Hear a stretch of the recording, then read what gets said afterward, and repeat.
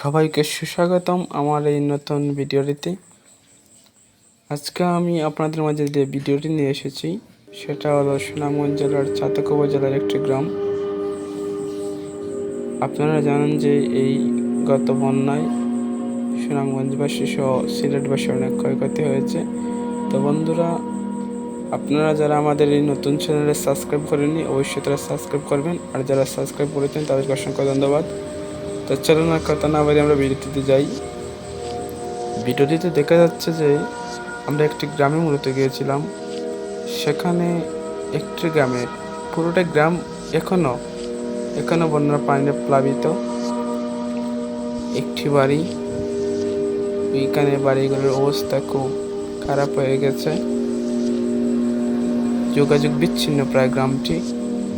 এমনকি গ্রামের যে আশেপাশের রাস্তাগুলো আছে সেগুলো বন্যার পানি নিচে গেলে।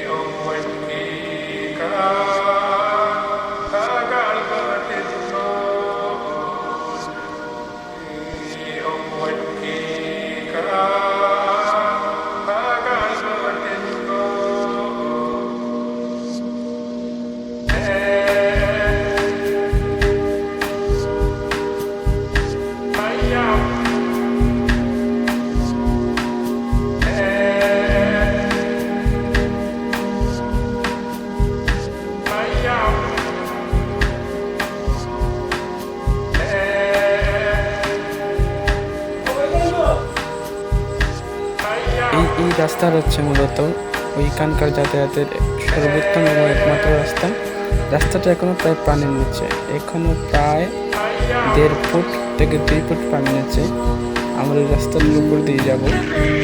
আর বন্ধুরা, আমি আপনাদের এখানকার একটা আশ্রয় কেন্দ্র আছে, সেইখানে ভিডিওটা আপনাকে দেখানোর চেষ্টা করছি।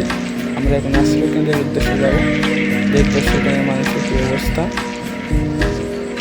তো আপনারা সাথে থাকুন। এই যে একটা হসপিটাল, এখানে একটা হসপিটাল, এটা হসপিটালটা পানি রয়েছে এখন। ওই যে হসপিটাল, অনেক পানি।